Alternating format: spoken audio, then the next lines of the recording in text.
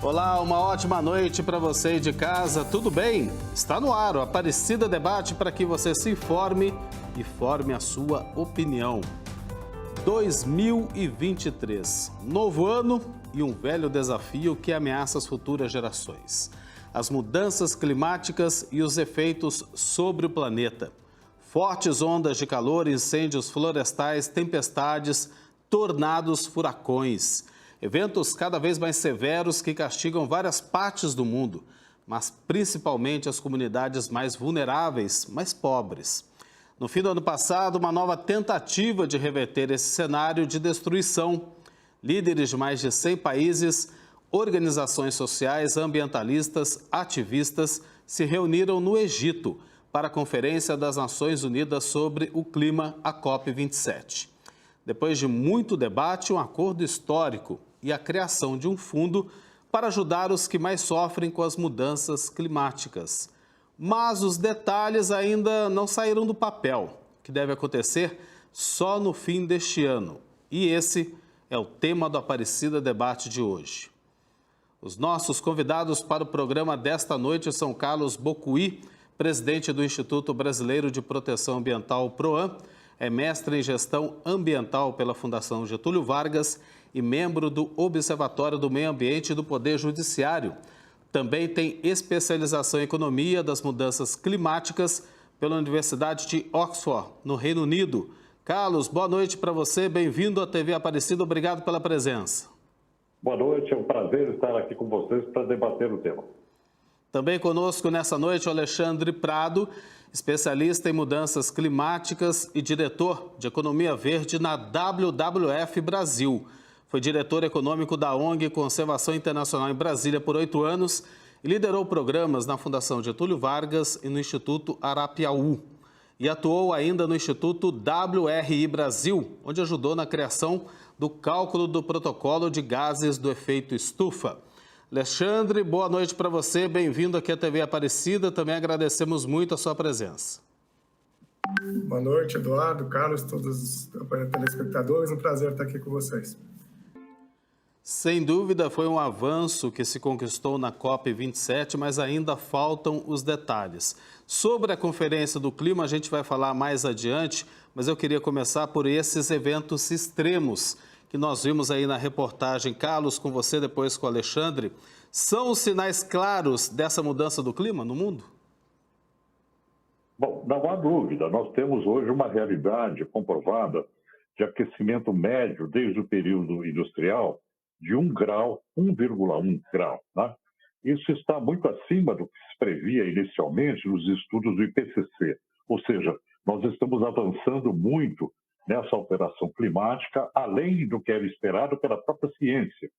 E, em decorrência disso, nós temos já os eventos extremos que eram, há uma década atrás, considerados uma questão do futuro, para o futuro, e agora eles estão plasmados em nossa realidade, né? Estão aí sob a forma desses eventos que você demonstrou com esse vídeo muito bem elaborado.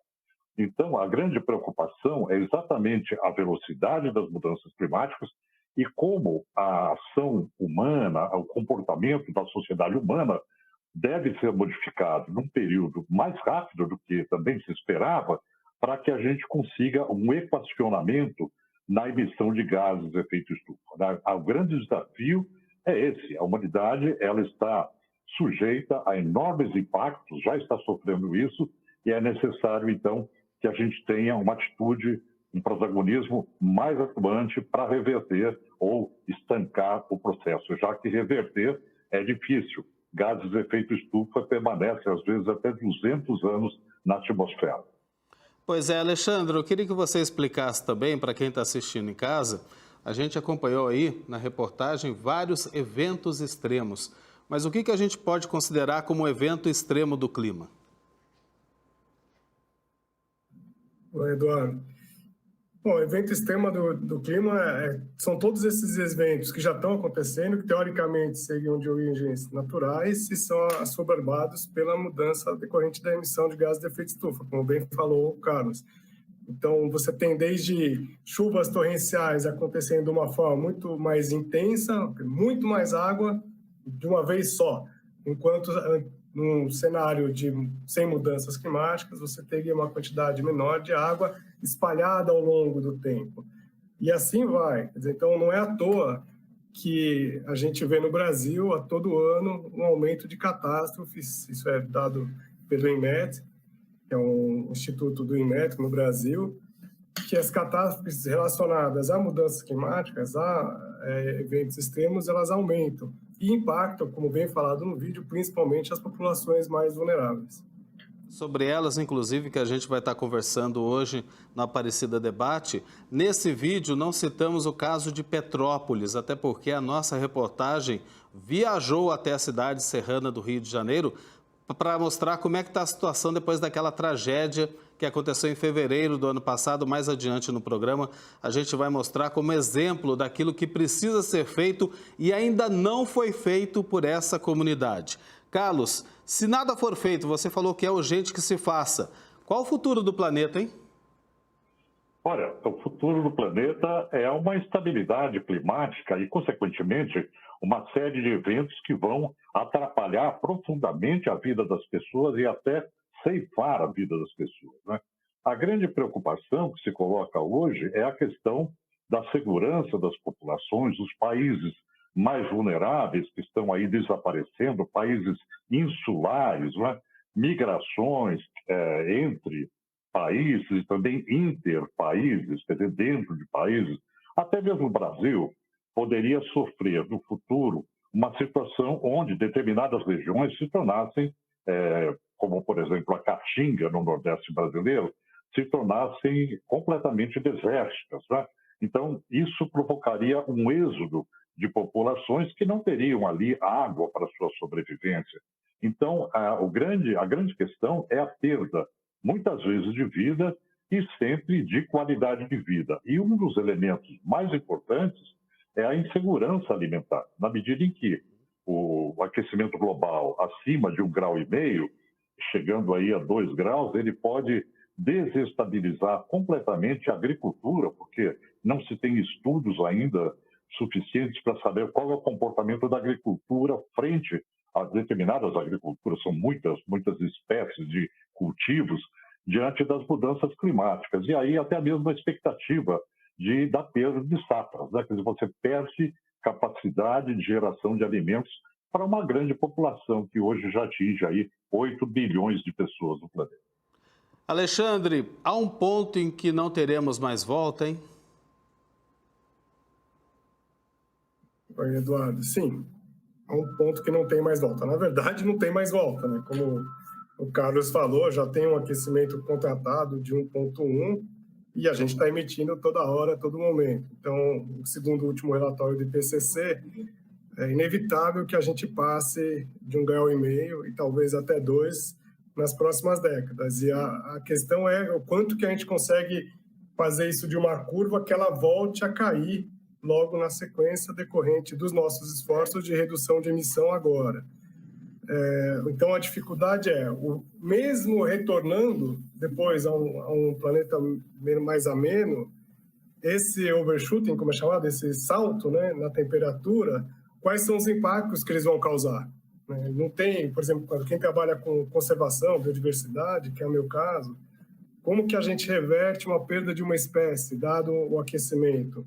Ou se a gente pensar em populações vulneráveis, como a gente reverte processos de perdas de local de habitação decorrente de mudanças climáticas? Isso ainda não está muito claro, só sabe que isso irá acontecer. E como falou o Carlos anteriormente, a gente segue, nós estamos no 6º relatório do IPCC, e até agora sempre foi um cenário pior do que era o pior dos cenários do relatório anterior. Então, ou seja, a gente está muito aquém do que deveria ser feito. Carlos, o aquecimento global vem sendo apontado como a principal causa dessas mudanças climáticas, desses eventos extremos. Mas eu vou pedir para você e para o Alexandre, para que todo mundo em casa possa acompanhar também o nosso debate, a nossa discussão, para explicar o que é, por que acontece esse aquecimento do planeta. Bom, Eduardo, nós vivemos uma fase considerada como o antropoceno. O antropoceno é uma fase civilizatória onde a intensidade da atividade humana na face do planeta, ela extrapola os limites das alterações aceitáveis. E isso se refere a quase todas as questões das agendas ambientais e tem impactos na própria vida da humanidade. Então, o aquecimento global é exatamente isso. É o extrapolamento das atividades humanas, ou seja, as emissões de combustíveis fósseis, decorrentes de combustíveis fósseis, da queima provocadas pela humanidade, ela extrapola a capacidade do planeta, está acima. Isso cria um sistema de efeito estufa, impedindo que esse calor vá para a atmosfera. E isso leva a essa realidade que nós temos hoje, um aquecimento contínuo do planeta, não é? Então, qual é a lição de casa desse processo? Qual é a lição que isso nos traz? É que qualquer visão ecossistêmica, seja um organismo humano, seja um planeta, seja uma região, ela não pode ter um impacto, né, uma alteração acima da alteração que ela poderia naturalmente suportar, né? Então, nós estamos aqui provocando, com as atividades humanas, com a queima de combustíveis fósseis, uma alteração dramática do planeta, porque nós estamos emitindo muito mais do que a atmosfera do planeta poderia suportar. Alexandre, muito se fala, né, que os grandes responsáveis pelo aquecimento do planeta são as grandes potências que não abrem mão, né, do combustível fóssil. Isso seria determinante para o que a gente está vivendo hoje no mundo? Sim, o Eduardo, você está certo, Eduardo, e eles são grandes responsáveis no Brasil, mas o Brasil, infelizmente, tem a sua parcela de culpa também, decorrente das atividades de uso do solo. A gente fala de alterações de uso do solo, principalmente desmatamento. Então, o Brasil é um país que, quando você pega as nossas emissões anuais, decorrentes, né, seja de uso do solo, seja de combustíveis fósseis, e divide ela pela média da população, a gente está acima da média global. Então, quer dizer que o país, infelizmente, está entre os 10 maiores emissores de gás de efeito estufa, principalmente decorrente das atividades de desmatamento. Bem, a gente vai dar uma pausa aqui no Aparecida Debate, né? Eu falava durante esse primeiro bloco que nossa equipe viajou para a cidade de Petrópolis, que sofreu uma grande tragédia no começo do ano passado na região serrana do Rio de Janeiro. Daqui a pouco a gente vai mostrar, 10 meses depois, a gente está para completar um ano dessa tragédia, como é que está a situação daquele povo que sofreu tanto com as fortes chuvas que atingiram o município. Mas agora o Aparecida faz uma pausa, o Aparecida Debate faz uma pequena pausa e volta para falar sobre as mudanças climáticas e o futuro do planeta. Voltamos já. Estamos de volta e hoje o Aparecida Debate fala sobre o desafio de salvar o planeta dos desastres climáticos. Participam do programa com a gente o Carlos Bucuí, presidente do Instituto Brasileiro de Proteção Ambiental, PROAM, mestre em Gestão Ambiental pela Fundação Getúlio Vargas. E também o Alexandre Prado, especialista em mudanças climáticas e diretor de Economia Verde na WWF Brasil. Antes da gente retomar o nosso debate, vamos relembrar agora uma das maiores tragédias de 2022, que completa um ano em fevereiro próximo. A nossa equipe viajou até Petrópolis, na região serrana do Rio de Janeiro, devastada por uma tempestade. As fortes chuvas destruíram grande parte da cidade e deixaram centenas de mortos e desaparecidos. A reportagem é do Eduardo Góes. Santa Catarina, Paraná, Espírito Santo, Bahia e Sergipe têm sofrido recentemente com fortes chuvas. Vários acidentes, várias pessoas já morreram neste final de ano. Só que tem um lugar aqui no estado do Rio de Janeiro, a cidade de Petrópolis, foi um cenário de uma devastação total no início do ano. No dia 15 de fevereiro de 2022, nesta rua que eu estou, morreram 93 pessoas das 242 pessoas que foram vítimas fatais nessa cidade. O Aparecida Debate de hoje quer discutir quais foram as ações do poder público até o momento e também quer ouvir um pouco a voz desses moradores, como tem sido esse ano de 2022 para eles. Ninguém consegue esquecer o Alex, o Adalto, a Cristiane, a Marisa e outras 54 famílias do Morro da Oficina. Petrópolis, na região serrana do Rio, viveu em 15 de fevereiro e 20 de março de 2022 um cenário de terror. Escutei um estrondo, né? Barulho assim de algo rolando. Aí quando eu saí e para olhar o que estava acontecendo, aí que eu vi tudo descendo. Havia as árvores passando por cima da casa da vizinha aqui, se quiser mostrar aqui, ó, por cima aqui, ó. Entendeu? A terra passando do lado e foi coisa rápida. Em 5 segundos, de repente ficou aquele silêncio. O meu último pensamento no momento foi, pô, não acredito que eu vou morrer soterrado. Aí virei, que a minha porta emperrou e fiquei esperando. 5 segundos. Aí ficou tudo aquele silêncio. Aí quando eu virei, me desvirei para cá, olhei, já não vi a casa da Cristiane, né? Do meu vizinho aqui, que era uma casa de 3 andares, eu já não vi, já fiquei apavorado. Da minha família, eu perdi meu filho com 18 anos, né? Um jovem, cheio de planos para o futuro, né? Meu irmão, com 35 anos, 2 crianças pequenas também. E um amigo que trabalhava comigo, que para mim ele era mais do que meu irmão. Né? Tamanha amizade que tinha. O Adalto, que perdeu esposa e 2 filhos, sofre até hoje com o sumiço do corpo de um dos filhos. O garoto foi encontrado, mas o corpo deu saída do local e não chegou ao IML. Até hoje, ninguém sabe o paradeiro. Tá aí, gente, ó, desde quando aconteceu, como é que tá isso aqui? Ninguém faz nada, ninguém resolve nada, ninguém tá nem aí, para dizer assim, vamos ganhar tudo no cansaço. Mas eu não esqueci de nada não, gente, é como se fosse hoje, entendeu? Eu vivo um dia cada dia esperando, fica em casa que eu vou te dar a resposta, tô aguardando. Não vou parar. Enquanto não tiver todas as respostas que eu preciso, eu não vou parar. Na família da Cris foram 9 vítimas e a luta depois de enterrá-los foi para conseguir arrumar onde morar. Só conseguiu um aluguel social há 4 meses. No início, a nossa guerra era para arranjar uma casa. Eu fiquei 3 meses na casa de um amigo, porque onde você chegava a procurar uma casa, quando se tratava da prefeitura, a gente até portão batiam na nossa cara. Tem 4 meses que eu consegui um apartamento no Quissamã, com muito sacrifício. 2 meses pagamos do nosso bolso, não fomos ressarcidos. Né? E a partir do momento, igual eu sempre falo, a gente pagava nossos impostos. Quase 1 ano se passou e a pergunta de todos é a mesma.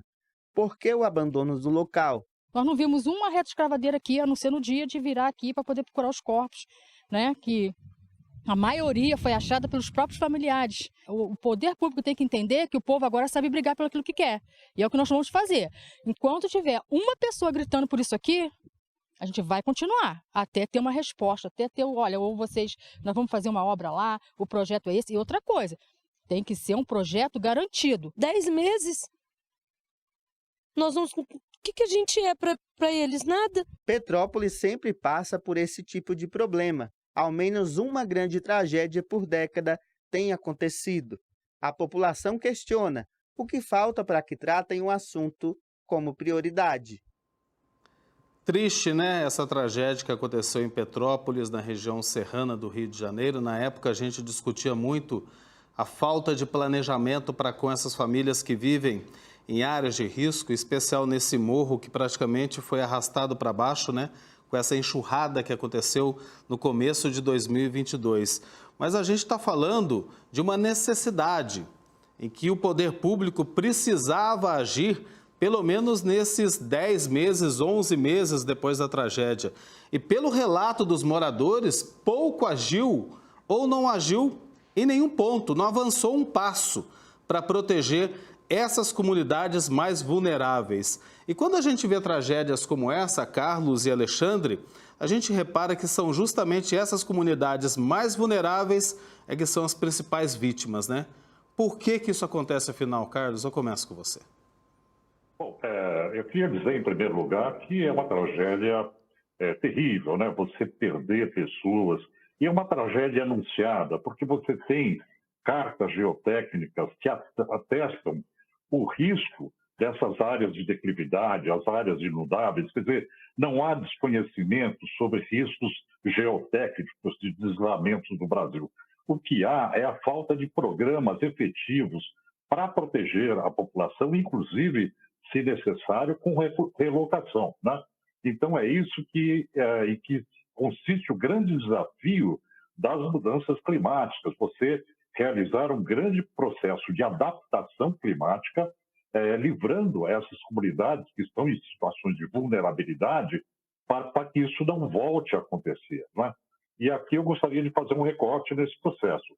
Tudo que foi planejado, mesmo que foi planejado, não ocupação irregular, foi planejado de acordo com uma série histórica de chuvas, que hoje não é base mais confiável para nada. Hoje você tem um sistema atípico, imprevisível, muito além da pluviometria que era esperada, né? E cada vez uma surpresa maior, porque as mudanças climáticas vão alterando o processo. Então, a gente tem que trabalhar nesse aspecto da adaptação, principalmente no Brasil, nas áreas de declividade, nas áreas inundáveis. E aí tem um elemento que eu acho fundamental, que é uma ação muito firme do poder público, no sentido de organizar essas comunidades para que elas possam efetivamente cobrar do poder público um processo de políticas públicas que possam solucionar o seu problema. Se essas comunidades continuarem desorganizadas, ficarem apenas nas mãos do poder público, sem exercer controle social, dificilmente a gente vai conseguir sair dessa situação. Lembrando que, muitas vezes, as verbas para resolver esses problemas, como, por exemplo, para dar suporte às encostas, né, são utilizadas para a festa de Réveillon, são utilizadas para a festa de São João, ou seja, você tem um desvio de finalidade nas verbas que são, diria, destinadas a resolver situações como essa. Então, é preciso controle social, organização da sociedade. Exatamente, a gente percebeu aí por essa reportagem, né, Alexandre, que mais que a perda de um ente querido, e teve muitas pessoas que perderam praticamente a família toda nessa tragédia lá em Petrópolis, né, tem a questão do descaso do poder público. Aquela coisa do poder público não fazer nada para evitar que isso se repita, né? É isso mesmo, Eduardo. Você sabe que o que mostra bem no vídeo é o pior cenário, né? O cenário mais triste desse processo de mudanças climáticas, que a gente chama de justiça climática, que é vinculado para as comunidades que menos emitiram, mas menos são responsáveis pelo processo de mudanças climáticas, são as pessoas mais simples, que ou estão na região urbana, como bem mostrado em Petrópolis, mas também na área rural, populações indígenas, quilombolas, e que, no entanto, são as que mais sofrem os danos decorrentes das mudanças climáticas. Então, assim, eles são os menos responsáveis e são as maiores vítimas. Obviamente que o poder público, seja local, no caso da prefeitura, regional, estado, da União, mas também global, ele tem um papel importante nesse processo que a gente fala que é de justiça climática, onde aquelas pessoas, aquela parte da sociedade que já está com uma qualidade de vida muito acima da média, como que ela vai dividir melhor o bolo de forma que o planeta seja melhor e mais habitável para todas as comunidades, não só para uma pequena minoria que tem acesso a bens e consumos e, inclusive, a processos melhores residências, melhores moradias, que não sofrem os efeitos das mudanças climáticas como as comunidades mais vulneráveis. Bem, lá no começo, Carlos, do Aparecido Debate de hoje, a gente falou sobre aquela estimativa de perdas econômicas, né? Para o mundo todo que está sofrendo com as mudanças climáticas, né? O impacto econômico dessas mudanças é muito grande, né? Olha, sem dúvida. E aí é importante fazermos uma conta simples. O mundo gasta em armamentos nucleares trilhões de dólares por ano, né? E com 10% disso, menos até 5% desse valor, você conseguiria empreender um grande processo de adaptação climática, salvaguardando essas comunidades. Então, isso nos dá uma ideia de como a humanidade gere mal os seus recursos no sentido de atender os mais vulneráveis. Além disso, tem uma questão extremamente relevante, que é que o acerto entre as nações, mas hoje, necessita de um suspiro, de um respiro de paz, para que se possa fazer os grandes acordos internacionais. Então, você tem um Estado onde há uma luta por hegemonia política entre Estados Unidos e China, você tem a guerra da Ucrânia, você tem impasses políticos como o de Taiwan. Então, a geopolítica global ela vai tirando a possibilidade da humanidade de um multilateralismo colaborativo e que fortaleça o papel das Nações Unidas para que esses avanços entre os países, no sentido de prover aquilo que é globalmente mais necessário para a humanidade, venha a acontecer, né? Então, quando das conferências do clima vão todas as nações para a mesa de negociação, o que pesa mais é o seu interesse econômico, é o seu interesse político de não abrir mão do PIB baseado em combustíveis fósseis. Então, dinheiro tem, né? Mudanças climáticas arrasa a economia, mas arrasa a economia principalmente prejudicando os mais vulneráveis, né? Prejudica a agricultura, prejudica todas as fontes de produção da sociedade. Você imagina a instabilidade climática, o que gera com relação à posse de água, a possibilidade de acesso à água em todo o mundo. Isso dá uma ideia, por exemplo, na África subsaariana, o que vai acontecer em termos de desertificação, né? Desertização seria o termo mais correto, porque deserto é um ecossistema também. Então, o que se percebe é uma grande, eu diria, falta de compromisso global com aquilo que realmente é importante para a sobrevivência da humanidade com qualidade de vida. Exatamente, Carlos. E pena, né, Alexandre, que se fala e se alerta para os efeitos das mudanças climáticas só diante de uma catástrofe, diante de uma tragédia. Daí se fala, a gente precisa conter o aquecimento global, precisamos deter as mudanças climáticas, mas parece que rapidinho se esquece disso, né? Agora a gente viu na reportagem de Petrópolis a dor, o sofrimento dessa população que ainda é obrigada a viver numa área de risco. Uma chuva forte pode provocar um novo deslizamento e levar embora a vida de tantas pessoas, né? Eu pergunto para você, com base nessa reportagem que a gente acabou de assistir, Alexandre, como é que as mudanças climáticas afetam a vida das pessoas? Elas afetam o nosso cotidiano, Eduardo, infelizmente. Mas, além do que está na reportagem, se a gente pegar o caso do Brasil, como é que a gente vincula a nossa maior contribuição para as mudanças climáticas, que é a emissão de desmatamento na Amazônia ou no Cerrado, com o dia a dia de quem mora em Petrópolis ou no Rio de Janeiro. Também é uma conta relativamente fácil de fazer, que parte importante das chuvas que tem no país, ela vem da Amazônia. A hora que você tem uma alta degradação do bioma amazônico, você tem menos chuvas, e quando elas acontecem de uma vez só, que foi o que a gente viu em Petrópolis. Bom, isso quando a gente vai no supermercado, a gente viu isso no ano passado, um efeito inflacionário decorrente de processo de quebras na cadeia produtiva. Esse é o nosso dia a dia. É isso que a hora que a gente pega um ônibus ou a gente desmata, corta uma árvore, é esse efeito que vai ser, uma hora ele volta. É um efeito rebate da nossa atuação cotidiana. Carlos, às vezes a gente fica um pouco distante da nossa Amazônia, né?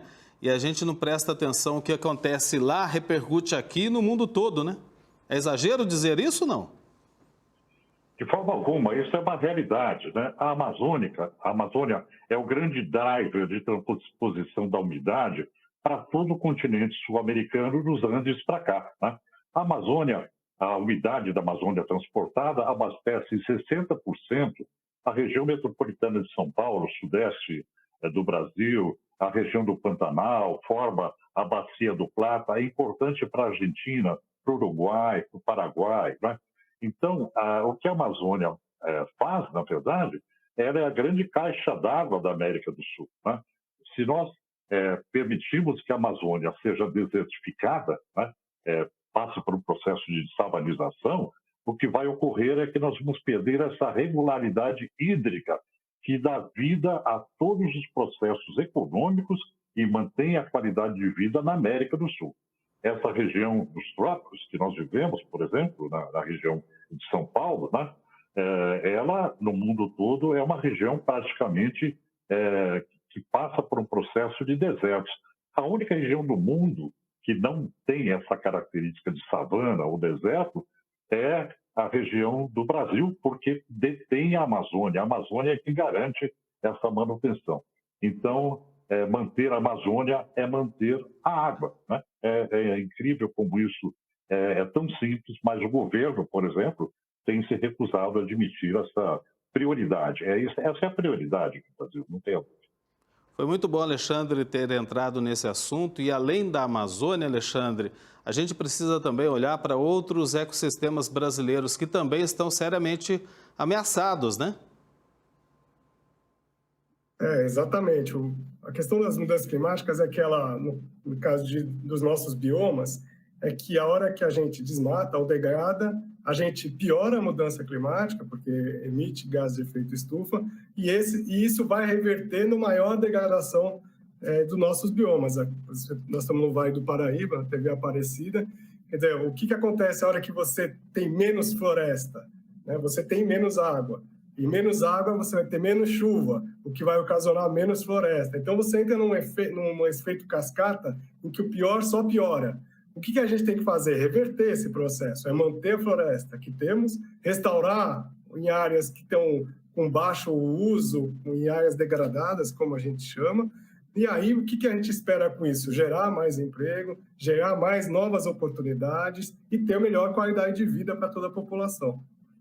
Muito bom, a gente já teve aí um retrato, né, das mudanças climáticas que está provocando aquecimento global e ameaça para o nosso planeta nesses primeiros 2 blocos do Aparecida Debate, mas o último é dedicado justamente para a COP27, para a gente saber, né, Carlos e Alexandre, se é um sinal de esperança ou mais uma decepção, né? Mas é daqui a pouquinho, porque agora o Aparecida Debate faz mais uma pausa e volta para falar sobre essas mudanças climáticas e as ações para salvar o planeta. Até já! Estamos de volta com o Aparecida Debate, hoje falando sobre as mudanças climáticas e o futuro do planeta. Participam do programa com a gente o Carlos Bocuí, presidente do Instituto Brasileiro de Proteção Ambiental, PROAM, e mestre em Gestão Ambiental pela Fundação Getúlio Vargas. E também o Alexandre Prado, especialista em mudanças climáticas e diretor de Economia Verde na WWF Brasil. Bem, o Eduardo Góes mostra agora para a gente como a cidade de Petrópolis, na região serrana do Rio de Janeiro, tem se preparado para mais uma estação chuvosa depois daquela tragédia que aconteceu no ano passado. No temporal do dia 15 de fevereiro de 2022, em Petrópolis, a Defesa Civil da cidade atendeu mais de 7.000 ocorrências. Agora, com a próxima temporada de chuvas, que já começa a dar sinais, a administração pública tem procurado evitar danos. Nós temos um sistema de sirene. Esse sistema de sirene ele é acionado toda vez que um índice pluviométrico é atingido por unidade de tempo.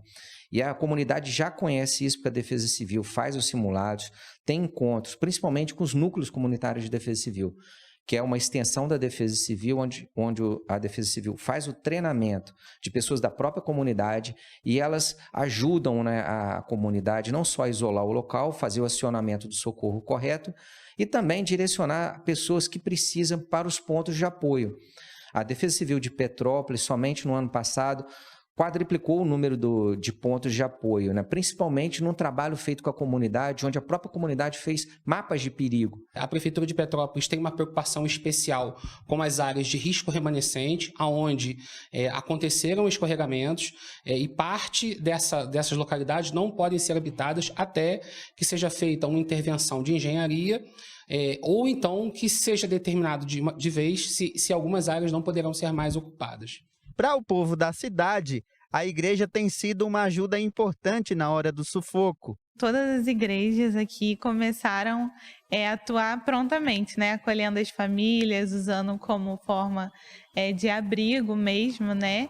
E aí depois a gente começou a fazer o trabalho durante 6 meses, que foi de atender e acompanhar essas famílias, orientando sobre os benefícios de direito, a garantia de cidadania deles, né?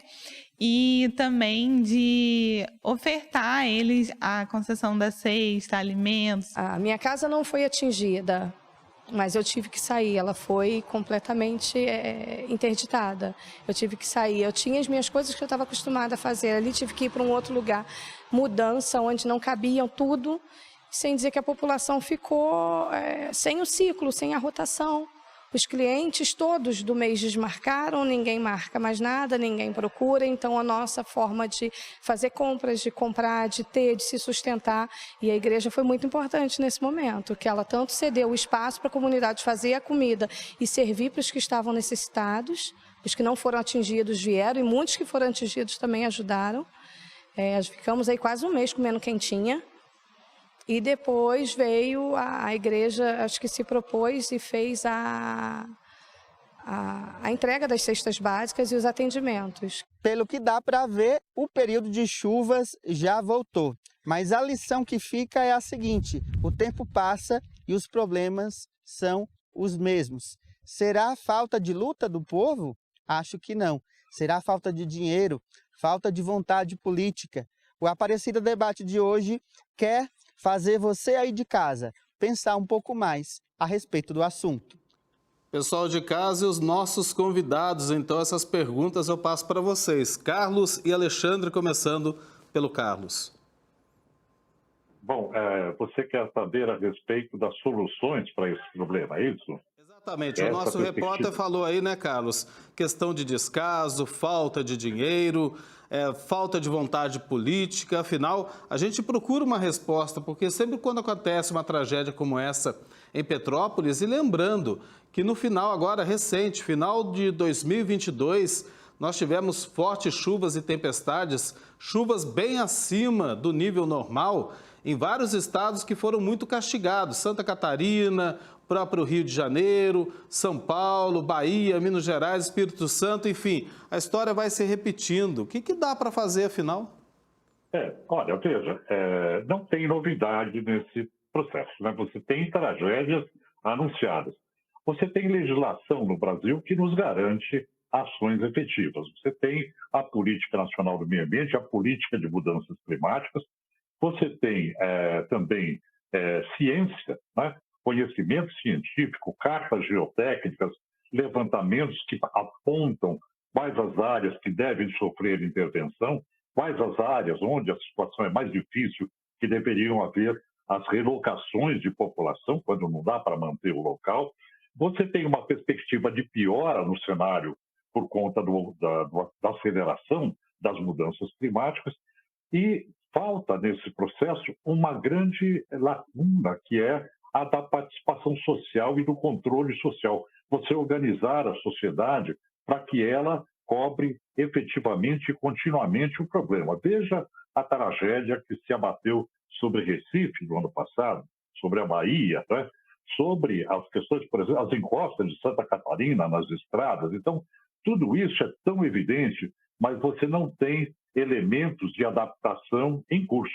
Nem na área federal, que deveria estar alimentando esse processo, e aí eu vejo uma grande lacuna na posição do Ministério do Meio Ambiente, no sentido de estimular a adaptação às mudanças climáticas, da mesma forma como os estados não estão fazendo a lição de casa, e principalmente os municípios, que são detentores do território.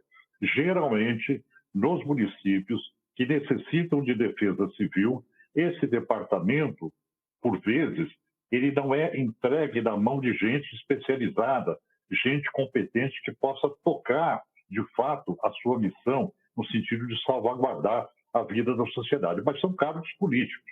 Então, a gente precisa dessa perspectiva mais técnica que possa fazer uma gestão adequada, que é indicada claramente pelo levantamento geotécnico do Brasil, né?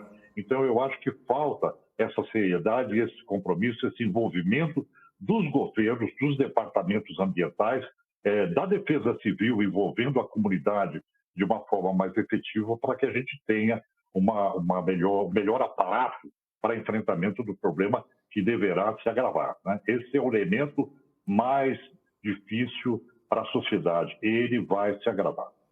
Alexandre, a gente também viu aí na reportagem do Eduardo Góes, lá em Petrópolis, no Rio de Janeiro, de que sempre quando acontece uma tragédia, a sociedade se une, né? O povo brasileiro é muito solidário.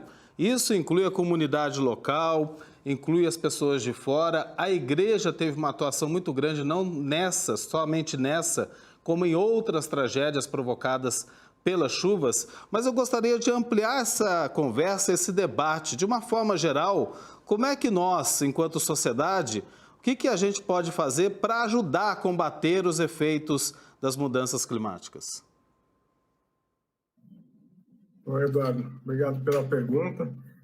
Realmente o papel da igreja em apoio às populações mais vulneráveis, em situações de risco e depois já de calamidade, foi impressionante no caso de Petrópolis, mas não só.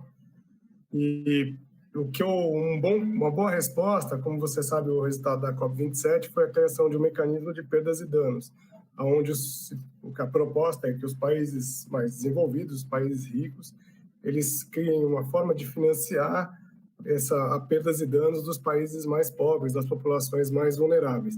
A gente poderia pensar em algo semelhante aqui no Brasil.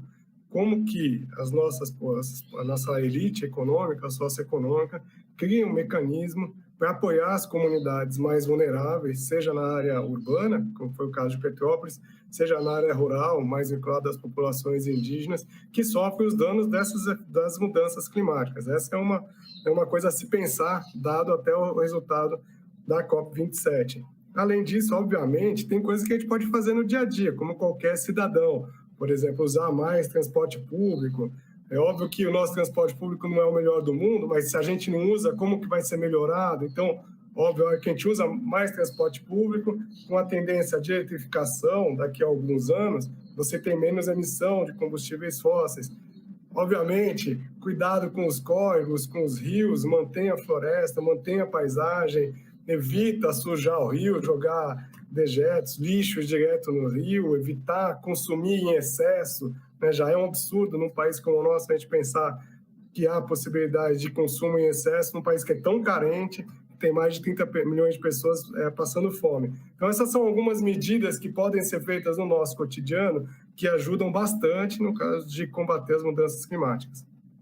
Bem, a gente está caminhando para o final do Aparecida Debate. O Alexandre citou, gostaria de falar com vocês dois agora sobre a Conferência das Nações Unidas sobre o Clima, COP27, que aconteceu no Egito, reuniu líderes do mundo todo, ativistas, ambientalistas, organizações sociais, para discutir o futuro do planeta diante dessa ameaça do aquecimento global. Foram 2 semanas de intensos debates. O final da COP27, Carlos, precisou ser adiado por 2 dias para se costurar, negociar aquele acordo que o Alexandre citou, que é o do Fundo de Perdas e Danos. Bem, eu vou direto na pergunta. O que dá para esperar desse acordo, dessa criação desse fundo que saíram da COP27? Bom, o que se percebe é claramente um atendimento a uma reivindicação das populações mais vulneráveis que vinha ocorrendo há 30 anos, né? Então, essa perspectiva de perdas e danos é a velha história que a gente conhece, está internalizada no direito do Brasil, né, de qualquer país, no direito internacional. Se você bate no carro do outro, você tem que pagar se você foi ocupado pela colisão. Então, da mesma forma, os países que provocam o aquecimento global, que têm maior responsabilidade, deveriam aportar recursos para que os países que são mais atingidos e não têm emitido tantos gases de efeito estufa, eles possam ter a sua vida mais equilibrada e se defender dos efeitos do aquecimento global. Essa lógica de perdas e danos é a lógica da justiça ambiental. É a lógica da justiça, né? Se você provoca um dano, você repara. Porém, na hora de tornar isso real, a dificuldade é imensa, porque nenhum país poluidor ele quer assumir a sua responsabilidade de dizer, olha, eu, de fato, exerço uma capacidade de piora desse processo X, então eu aporto o equivalente para resolver o problema. Bom, por que isso acontece? Porque os grandes países, estão extremamente preocupados com a sua questão particular, pessoal, geopolítica. Vamos falar aí Estados Unidos, China, Rússia, Índia, que são os países que estão certamente à frente do Brasil no processo de emissão. A Índia, uma carta fora do baralho, porque precisa prover energia para a parte de população que ainda não tem. Mas, principalmente, China e Estados Unidos teriam que dar uma contribuição muito maior. Então, esse fundo de perdas e danos, ele passa a ser agora uma carta de intenções, que felizmente foi assinada. Mas nós só vamos saber realmente se o aporte financeiro vai acontecer na COP28, né? E talvez numa COP futura, porque virou um fundo sem fundo. Ainda não tem fundo. Pois é, não tem os detalhes, né? Quem que vai pagar, quem que vai receber, quanto vai pagar, esses detalhes todos somente para o final desse ano. Se esperar muito, né, Alexandre? Eu tenho um pouquinho ainda de tempo e aí eu faço a pergunta que eu deixei lá no intervalo para vocês dois. É um sinal de esperança ou será mais uma decepção, Alexandre, para a gente encerrar? É um pouco dos dois, né, Carlos? Copo cheio e copo vazio, né? Eu acho que ele é um sinal de esperança, porque ele, como bem disse o Carlos, é uma proposta que já estava em discussão há 30 anos. Então, é um sinal de esperança de que esse princípio foi aceito. Então, durante 30 anos se questionou o princípio e agora ele foi aceito no arcabouço global. Mas obviamente, também uma decepção porque não se chegou a uma discussão de valores. Além de valores, como isso vai acontecer ao longo dos próximos anos. Não são questões fáceis de serem resolvidas. Se a gente pensasse em implementar uma coisa parecida aqui no Brasil, então, por exemplo, quem tem carro próprio, obviamente, então não usa transporte urbano ou usa menos. Então, essas pessoas, ao comprar um carro, têm que pagar um imposto que vai ser direcionado para apoiar as populações que usam ônibus urbano. E assim por diante. Né? Se a gente pensar isso no nível nacional, você imagina a dificuldade de se implementar um mecanismo parecido aqui no Brasil. Ora, eu acho que é o que a gente tem que fazer. Eu acho que é exatamente o que o Brasil tem que fazer. A gente entrar nessa discussão da forma madura. O Brasil, durante muitos anos, foi liderança na discussão de mudanças climáticas. Deixamos de ser nos últimos 4 anos, esperamos que voltemos agora, e com o processo de propostas. O que a gente faz em casa, com um país que é muito desigual, uma das maiores desigualdades do planeta, ao lidar com um mecanismo de perdas e danos construídos nacionalmente? Essa é uma pergunta que eu gostaria de ser respondida nos próximos anos. Pois é, todos nós, né? Eu vou ficar com a esperança. Assim encerramos o Aparecida Debate. Falamos hoje sobre as mudanças climáticas e os efeitos sobre o planeta, um desafio para o mundo todo e uma ameaça para as futuras gerações. Fortes ondas de calor, incêndios florestais, tempestades, tornados e furacões. Eventos cada vez mais severos que castigam várias partes do mundo, mas principalmente as comunidades mais vulneráveis, mais pobres. No fim do ano passado, uma nova tentativa, a gente acabou de falar, de reverter esse cenário. Líderes de mais de 100 países, organizações sociais, ambientalistas e ativistas se reuniram no Egito para a Conferência das Nações Unidas sobre o Clima, COP27. E depois de muito debate, um acordo histórico e a criação de um fundo para ajudar os que mais sofrem com as mudanças climáticas, mas os detalhes ainda não saíram do papel, que deve acontecer só no fim deste ano. Contamos com a participação do Carlos Bocuí, presidente do Instituto Brasileiro de Proteção Ambiental, PROAM, é mestre em Gestão Ambiental pela Fundação Getúlio Vargas e membro do Observatório do Meio Ambiente do Poder Judiciário. Também tem especialização em Economia das Mudanças Climáticas pela Universidade de Oxford, no Reino Unido. Aqui eu agradeço muito pela presença hoje no Aparecida Debate. Uma ótima noite para você. E também o Alexandre Prado, especialista em mudanças climáticas e diretor de Economia Verde na WWF Brasil. Foi diretor econômico da ONG Conservação Internacional em Brasília por 8 anos e liderou programas da Fundação Getúlio Vargas no Instituto Arapiaú. E atuou ainda no Instituto WRI Brasil, onde ajudou na criação do cálculo do protocolo de gases do efeito estufa. Uma ótima noite para você também, Alexandre. Seja sempre bem-vindo aqui no Aparecida Debate na TV Aparecida.